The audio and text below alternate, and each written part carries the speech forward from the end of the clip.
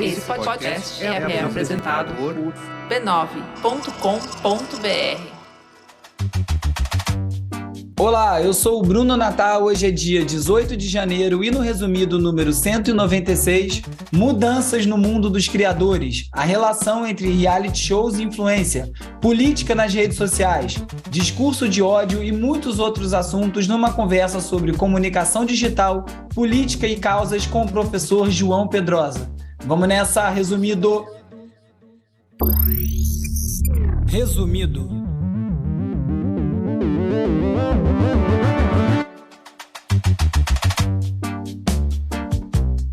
Olá, resumista! Esse é o Resumido, um podcast sobre cultura digital e o impacto da tecnologia em todos os aspectos das nossas vidas. Essa semana, no Resumido Entrevista, a conversa é com o professor e escritor João Pedrosa.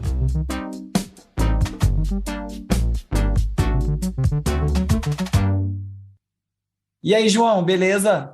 E aí, Bruno, como é que tá? Obrigado pelo convite, cara. Obrigado de verdade. você por estar aqui. Essa temporada de entrevista no final do ano é aguardada, que é quando eu consigo conversar com mais gente aqui no podcast, em vez de ficar falando sozinho. Muito feliz pelo convite e mandar oi para todos os ouvintes também que acompanham você e que estão escutando esse episódio também. Opa, demais. O João Pedrosa é professor, escritor, colunista do BuzzFeed, apresentador do Trace Trends no Multishow e na Trace Brasil, e você também talvez conheça ele do Big Brother.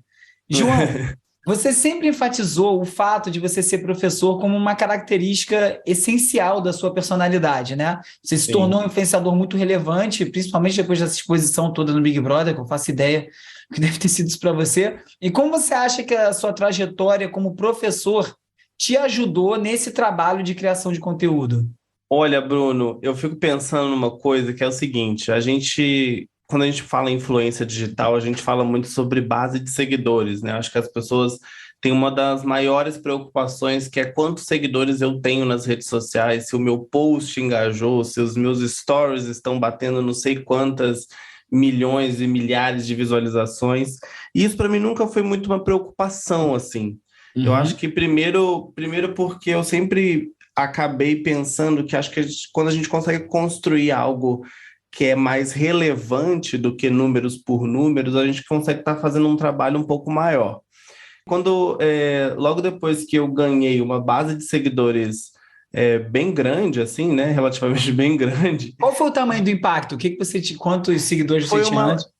Eu era uma pessoa que fazia coisa no meu Instagram, nas redes sociais, tipo, eu tinha 1.300 seguidores, eram os meus amigos, familiares, e pessoas que eu conheço, enfim. Quem importa, né? Exato. E aí eu saí com quase 3 milhões de seguidores, assim, nas redes sociais, e isso foi uma loucura. Mas, ao mesmo tempo, eu fiquei pensando, né, na pergunta que você me fez, assim, de como que foi esse processo de adaptação. Eu sempre fui uma pessoa que eu lidei com o público de alguma forma, sempre, né? Antes, o meu público, se eu fosse parar para pensar, eram as salas de aulas que eu entrava, as palestras que eu dava na escola e tal.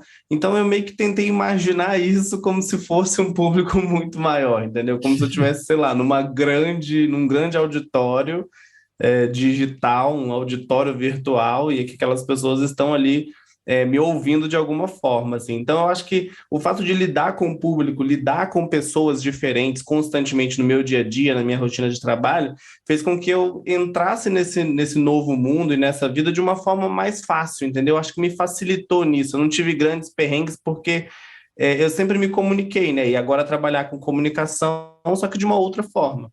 Faz sentido, mas deve ter dado uma assustada sair daquela casa lá e ver demais. Por 3 milhões. O que você fez nesse primeiro post? Deve ter pensado bastante, né? Exatamente. E aí eu não tinha muito essa noção também, né? Acho que é muito disso, assim.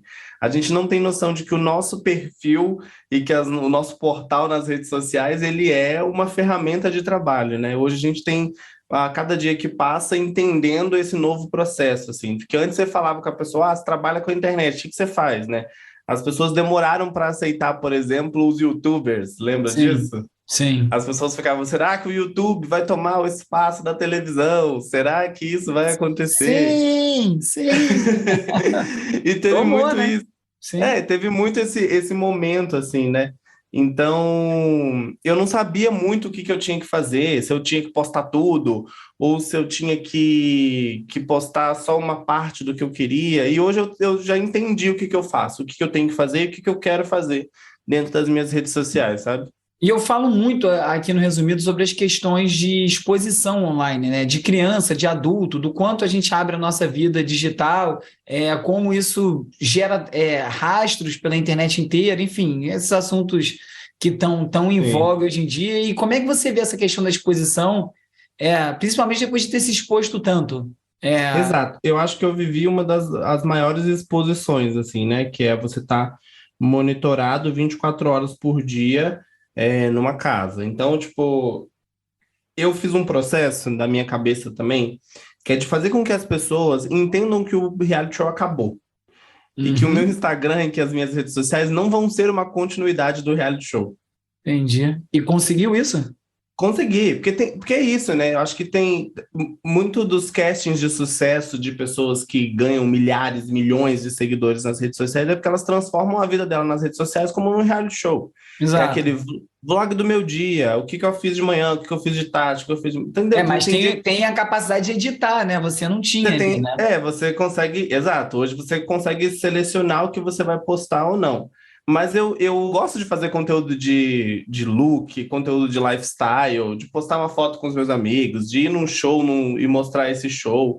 Mas eu também gosto de produzir um outro tipo de conteúdo, assim, sabe? De fazer vídeos com reflexões do que eu acredito sobre que estão em voga dentro da sociedade, de posicionamentos políticos, de acontecimentos contemporâneos, assim, sabe? Então, eu acho que a gente é a utilização dessa ferramenta como também uma forma de construção de opinião pública, sabe? E de construção de discussões, de debates, de concordâncias e discordâncias. E Eu você fez confesso. isso no programa um pouco, né? Você trazia essas questões ali num Então, ambiente que não é muito propenso para isso, né? exato, mas assim, eu acho que é muito porque são coisas que eu vivi e coisas que eu vivo, assim, cotidianamente. Então, tipo. A sala de aula fez muito isso comigo, assim, né? De ter contato com pessoas, com histórias de vida, experiências que são completamente diferentes umas das outras, e isso fez com que eu construísse quase que um arsenal de experiências É muito bem legal grande, isso, né? assim. Contato com muita gente com bastidores de vida muito diferentes no dia a dia, né? Diferentes, crianças e adolescentes que não moravam com os pais, crianças que moravam, adolescentes que já moravam sozinhos. Então, é muitas coisas que aconteciam que isso foi me dando novas visões de mundo, assim, sabe? E isso fez com que hoje eu né, nesse processo de construção da pessoa que eu sou ainda. E cada vez que eu conheço pessoas diferentes, eu vou me alimentando, assim. Não sou nenhum sugador de almas, não, viu? Mas, assim... E falando especificamente sobre essa questão de contato, de aprendizado, de educação, como é que você Sim. vê, né, com tanta presença online, com tanta exposição que você já teve, e sendo professor, como é que você vê esse processo de educação midiática? Como é que você acha que a gente não, vocês, professores, acho que nós Uhum. também, jornalistas, a sociedade inteira, como é que a gente faz para educar a população em relação a esses desafios da desinformação, do consumo saudável de É. informação? Como é que você enxerga isso? Olha, uma coisa que eu sempre que eu penso, Bruno, é tipo, que é uma coisa que eu já fazia também com os meus alunos, assim, é a compreensão da gente buscar a fonte de onde a gente está vendo as coisas, sabe? Uhum, Eu acho que a gente, a cada dia que passa, acaba se informando cada vez mais por manchete, e pouco pela reportagem toda em si. E se totalmente. mesmo se for uma reportagem, quem escreveu essa reportagem? Que fonte foi dessa reportagem, sabe? Que A outras gente reportagens saíram sobre esse mesmo tema, até no mesmo exatamente. veículo, né? Qual é o contexto daquilo? Exato, porque você tem veículos que têm jornalistas diferentes e Sim. repórteres diferentes, estudiosos, que vão ter perspectivas diferentes sobre aquele determinado assunto. Então, toda vez que eu vou ter sua opinião sobre alguma coisa, eu pesquiso pelo menos em 4 ou 5 lugares diferentes. É isso Porque eu mesmo. não quero ficar falando besteira, assim, porque eu acho que tem uma coisa que é sobre a responsabilidade, sabe? Eu acho que a gente está cada vez mais disseminando informação que a gente nem sabe se é verdade. Você olha um negócio, uma manchete, um trending topics, vê o nome da pessoa lá no Twitter e já manda no WhatsApp do grupo de seus amigos. Gente, você viu o que aconteceu com fulano? E já foi, né? E aí a E já conversa se dá foi. lá, né? E aí a conversa se dá lá, o fulano manda para outra pessoa e tal, e às vezes você nem acha que é verdade, nem é verdade o negócio. Então, Você nem é, sabe, né? nem você mesmo sabe. Acho que cabe a gente também fazer esse auto-reconhecimento de achar que a gente também não é o detentor de tudo, de todo o conhecimento. E eu já me peguei várias vezes fazendo isso, aposto que você também já se pegou Todo mundo, claro. várias vezes, acho que todo mundo já viu isso, mas eu acho que é importante a gente ter isso na nossa cabeça, de educar a nossa cabeça mesmo e o que a gente está consumindo nas redes sociais. Até mesmo de páginas, de pessoas, influenciadores. Será que essa pessoa está, tipo, tá fazendo alguma Qual é a coisa que é agenda legal? da pessoa? Por que ela tá falando disso? Entendeu? Porque exatamente. Você segue ela porque ela faz o quê? Entendeu? Acho que tem Às que ter vezes não sabe nem porquê. por que está seguindo, isso é um ótimo ponto. Essa é uma coisa que eu sempre tento sempre tomar cuidado, é não seguir muita gente e entender porque eu estou seguindo alguém, porque senão vira uma coisa completamente descompensada, né? Porque eu gosto, sei lá, de uma marca, que eu vou seguir a marca, porque, sei lá, se vai começar a ficar presente no meu dia a dia, sei lá de que jeito.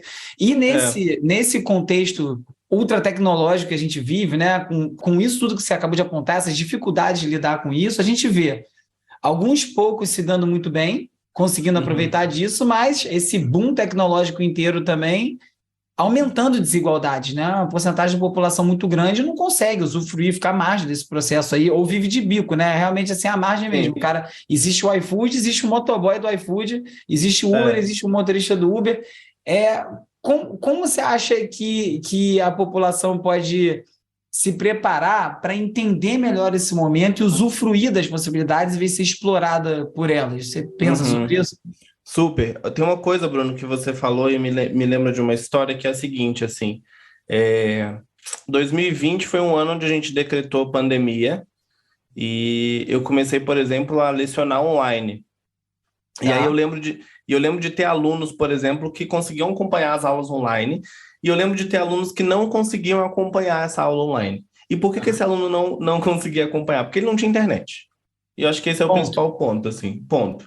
Então, a primeira coisa que a gente tem que parar para pensar é que a internet ela ainda não é um serviço democrático. Com certeza não. Assim como a gente acha, né, a maioria das pessoas que vivem em grandes cidades ou que vivem em centros urbanos, você, então, a gente pode até pensar que, por exemplo, saneamento básico é algo que é super democratizado, mas não é. Tem vários lugares, até dentro da própria cidade de São Paulo, que não tem saneamento básico. Então, apesar de ser um serviço essencial. Assim como a internet deveria ser vista, né? Exato, porque a gente vê saneamento básico, água, energia elétrica e alimentação como serviços básicos. Você concorda comigo? Claro. E aí a gente pega, por exemplo, o ano de 2020, onde a educação fica completamente limitada a ser feita a partir da internet. Por que a gente não entende a internet enquanto um serviço básico também? Ainda parece um luxo, um brinquedo, alguma coisa assim. Exato, parece algo que está dentro do entretenimento só, mas não, hoje a gente se informa, a gente estuda, a gente faz um monte de coisa. Então, faz tudo, vai ao banco, exato, vai ao tira banco, documento, paga a conta, se identifica, grava podcast, sabe? Então, assim, a gente faz tudo isso. Então, acho que é de entender a internet também enquanto um serviço básico e um serviço que a população precisa. O auxílio emergencial, as pessoas solicitavam pela internet. Então, quem não tinha internet não solicitava o auxílio emergencial. E muita gente não solicitou por isso. E muita gente precisava do auxílio emergencial e não conseguiu solicitar o auxílio emergencial por conta da internet. É um contrassenso completo. Então, a gente tem que, primeiramente, democratizar o acesso e depois a gente entender que isso é um serviço que pode ser utilizado a nosso favor também. A gente pega, por exemplo, a própria internet que funciona como grandes centros de mobilização de algumas discussões.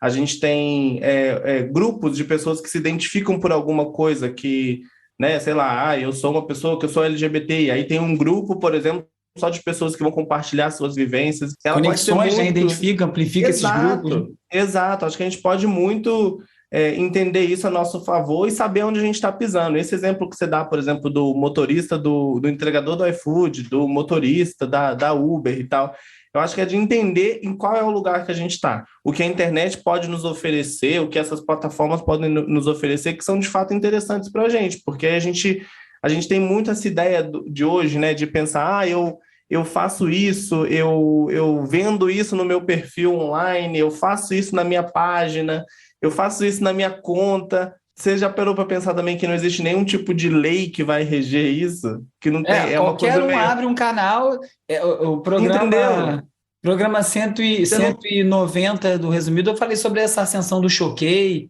E o que então. virou um canal que era um canal de entretenimento, virou um canal de notícias, vai saber quem tá. Bom, se sabe quem tá, mas quem tá Porque por é trás uma disso, coisa. por que motivos, né? Exato, noticia, mas não apura a informação. É só Exato. notícia por notícia, entendeu? Repete a notícia, né? E não, Então, como você assim, disse antes, não, nem averigua, né? Pegou aqui a manchete, vamos embora. Vai dar clique. vambora. Por quê? Porque vai dar clique, vai me dar like, vai me dar seguidor, vai me dar aquilo. Pode ser que aquilo seja mentira. E, Então, assim, essa compreensão do que a gente está consumindo, aonde a gente está trabalhando, isso também é algo bem delicado, assim, a se pensar. e curiosamente, os influenciadores falam um pouco disso, né? Apesar de viverem online, viverem nessa lógica, se falam muito e tem essa discussão de até onde os influenciadores precisam se posicionar, quais as consequências desse posicionamento, né? Você, que é um cara que se posiciona, você já sofreu ataque de ódio? Como prevenir isso? Qual é o impacto de se posicionar? O que isso traz para a pessoa? E como você vê essa questão mesmo? Se você acha que todos os influenciadores deveriam mesmo se posicionar? Porque, às vezes, também, né, é a faca de dois legumes, né? Eu nem sei se eu quero que todos os influenciadores se posicionem, porque tem uns que não sabem o que vão falar, e é melhor não falar para não falar besteira, né? Então, Não, também acho. E tem uma coisa, Bruno, que assim, eu acho que as pessoas, cada dia que passam, as pessoas que ganham base de seguidores, a gente tem que parar de achar que a gente está refém aos nossos seguidores. uhum, A gente não é refém dessas pessoas. A gente está ali e as pessoas te acompanham. Você não é refém de ninguém. E isso. eu acho que as pessoas não façam isso, elas não se posicionam, elas não comentam, elas não. A não ser se for um caso, tipo assim, que tá bombando e que tá todo mundo falando, aí a pessoa vai lá no meio e fala também. Exato. Aí Sabe? quer participar do trend, né? É diferente. Aí quer participar, aí quer postar a tela preta no feed, entendeu? Aham, que aí tá Tem seguro, é um espaço porque político seguro. Eu posso fazer que não vai dar errado. E às tá vezes dá, todo né? mundo fazendo, na maioria das vezes. Mas, mas aí é isso, né? Acho que as pessoas elas têm muito medo de perderem os seguidores. E eu, desde quando eu saí do confinamento e entrei para a minha vida normal, como eu tinha, não normal, né? Nem era a vida que eu tinha antes, mas assim, com a minha nova vida, eu Uhum. perdi, eu acho que 200 ou 300 mil seguidores, assim. Em momentos específicos, com algum assunto que você abordou, Não, vai isso indo. foi Mas gradativamente, isso é natural, né? gradativamente. Vão 200 E mil, eu vem acho que 300, é um eu ciclo, né? acho que isso, exatamente. É um ciclo de pessoas que vão chegando e saindo, e eram pessoas que queriam me acompanhar só porque eu estava no programa, e não Claro. pessoas que estavam querendo me acompanhar depois. E tá tudo certo. Eu acho que a gente tem também ter essa liberdade de querer continuar acompanhando as pessoas, aquele conteúdo faz sentido ou não faz sentido para você. Mas as pessoas, elas ficam muito reféns aos seus seguidores. Também acho. Então elas comemoram, por exemplo, eu ganhei mais 1 milhão de seguidores. Beleza, mas esses seguidores, eles vão te cobrar o quê? Porque eles te cobram. Eles te cobram e você não precisa pagar nada para ninguém, você não precisa entregar nada para ninguém. As pessoas Sim. precisam te acompanhar porque elas querem te acompanhar de alguma No forma. seu ritmo, com os seus No assuntos. seu ritmo, com os seus assuntos, com o que você fala, respeitando o seu espaço, respeitando o seu tempo. Eu acho que não é uma coisa que a gente precisa ficar refém. O resumido entrevista, esse formato do resumido, ele nasceu para eu poder tirar férias. Para eu poder parar de fazer o programa um mês e descansar, porque se eu paro de Super. postar, o algoritmo pune. Para de Exato. aparecer, para quem assina não some, ninguém mais lembra, você é obrigado a estar o tempo inteiro fazendo alguma coisa, né? Foi uma ótima ideia, mas eu adoro fazer, por mim eu faria mais. Mas nasce daí, né? Uma coisa muito louca essa relação. Você tem que postar todos os dias, você tem que fazer vídeos, agora você tem que fazer vídeos mais curtos, e aí você tem que, né, vídeos cada vez mais curtos, fotos acho que já foi, né? E surge uma nova rede social, porque é tudo muito, muito instável, assim, sabe? E aí eu acho que as pessoas têm um pouco de medo disso, principalmente de se posicionar, e falando em várias questões, né? E pensando na política, assim, mas não a política, porque a gente acha que a política é só política partidária, mas não, né? As nossas relações do dia a dia também são relações políticas, assim, Claro. pensando nesse sentido. E aí as pessoas acham que elas têm um pouco de medo de se posicionarem, mesmo que elas achem a determinada coisa, assim, porque elas têm medo de perder seguidor. Eu perdi seguidor quando eu declarei qual presidente que eu ia apoiar, entendeu? Como se fosse um mistério. Como se fosse exatamente, como se fosse uma questão, tipo, e vinham comentários, nossa, estou decepcionado com você. Aí você não fica quero... pensando se a pessoa não me ouviu o tempo inteiro, não é possível. Ela nunca me ouviu. O que estava acontecendo? Sabe? Aonde ela estava? Eu acho que muito influenciador tem a questão assim, não é só do seguidor, né? Também de perder receita. Quando o cara começa a viver do canal, complica, né? Você vive desse canal, você faz dinheiro com esse canal, ou isso não é parte não gera receita para você? Sim, eu acho que hoje trabalhar com a internet é a minha principal fonte de renda. Eu tenho outras fontes de renda, né? Tem o livro que eu escrevi, tem o programa que eu apresento, tem as questões que eu faço na internet também, as publicidades, enfim. Você faz esse publis também? Faço, e exatamente isso, Bruno. Eu faço com marcas que eu acredito de verdade, entendeu? Legal. Então, tipo assim, não adianta chegar para mim... vou falar, foda-se, já falei. Não adianta chegar para mim uma coisa tipo, você quer fazer um negócio da Havan? Eu não vou fazer, velho. Não combina comigo. Não é uma coisa que tá junto comigo e que faz sentido com o conteúdo que eu quero passar para as pessoas. Então, eu também entendo muito isso, sabe? Tipo, qual o terreno que eu tô pisando? Porque eu preciso ser sincero com o meu público. Eu não posso virar para ele e falar, olha, esse copo é ótimo. Compra esse copo. Se o copo for uma merda, eu não vou recomendar o copo, entendeu? É um cuidado que tem muito influenciador que não tem, né? Que não faz, que fica fazendo um monte de publicidade de joguinho de aposta, onde o trabalhador coloca 20 conto que ele poderia comprar outra coisa, apostando no negócio e perdendo dinheiro. Porque é isso, sabe? E aí eu acho que isso é desonesto. Eu acho que beira a desonestidade com as pessoas, porque e a gente ganha bem. A gente tem que parar de achar que ganha mal. O influenciador que faz publicidade ganha bem. Tá? As pessoas pagam dinheiro, tem muito dinheiro nisso. Sim. Então, assim, você ganha lá o seu cachê gigantesco, e aí para você recomendar uma coisa que você não usa e que tá deixando as pessoas cada vez mais ferradas, assim. Porque, tipo, eu peguei um motorista de Uber uma vez que ele falou comigo que ele apostou R$500 num joguinho de aposta e perdeu dinheiro. Eu falei, cara, R$500 é o dia de trabalho do cara, velho. Sabe? De onde que ele tirou que isso era uma boa ideia? Na internet, né? Alguém falou. Na internet. Ele viu provavelmente o story de alguém, a publicidade de alguém, alguma coisa, falando, aposta aqui, ó, no bet, não sei o quê. E aí vai, as pessoas vão. A responsabilidade tá em falta, né? João, muito obrigado pelo papo. A gente poderia aqui ficar falando muito mais tempo. Pois e eu falo muito, papo. Né, Bruno? Desculpa, eu falo melhor muito. Coisa. Não, entrevistado bom, entrevistado que fala. Até pro ouvinte, os caras já não aguentam ouvir mais aí o ano inteiro falando sozinho. É excelente ter companhia. Como é que quem quiser te acompanhar te encontra? Quais são suas arrobas? Eu estou em todas as redes sociais. É só buscar meu nome, João Luiz Pedrosa, em todas as redes sociais. Também tem meu livro que está disponível para comprar. O meu livro é um livro que eu falo sobre geografia e meio que descomplicando a geografia, né? Tornando ela cada vez mais fácil e mais acessível. Chama Como essa calopsita veio parar no Brasil e outras dúvidas de geografia. E aí é um livro muito legal para você dar para o seu filho, seu sobrinho, seu parente que está aí no ensino médio, ensino fundamental, até mesmo para as pessoas ficar de olho, que querem... Eu tenho um filho de 11 anos. Exato, para as pessoas que querem aprender um pouco mais de geografia também, que tem aquela visão que a geografia é colorir mapa da escola, não é só isso. E aí, colunas semanais no BuzzFeed Brasil e tamo lá, vamos nessa. Valeu, João. Parabéns aí. Obrigado. Valeu, demais. Bruno. Muito legal falar com você. Sucesso, um bom começo de ano pra gente.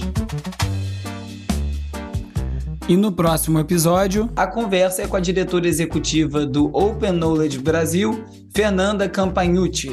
Todo aplicativo que a gente usa, todo serviço, tá usando uma API por trás. Ele tá pegando dados de algum lugar. A lei que queriam passar dizia o seguinte: para você ter acesso a essas APIs, você precisa pagar. Esse é o pedágio digital, você precisava pagar. Sabe aquela história jabuti não sobe em árvore? Vive surgindo lá, né? PL, projeto de lei com jabutis. Então, a gente tem que ficar vigilante. O Resumido é parte da Rede B9 e tem o apoio do Instituto Vero. O Resumido Entrevista é escrito e produzido por mim, Bruno Natal, com o Agenor Neto e o Vitor Vicente. A edição e mixagem é feita pelo Hugo Rocha e o vídeo é editado pelo Peri Selmanman. As redes sociais são editadas pelo Lucas Vasconcelos, com design do Felipe Araújo, a foto da capa é do Jorge Bispo e a trilha original foi composta pelo Gustavo Silveira. Eu sou o Bruno Natal, obrigado pela audiência e semana que vem tem mais Resumido. Esse podcast é apoiado pelo Instituto Vero. Resumido.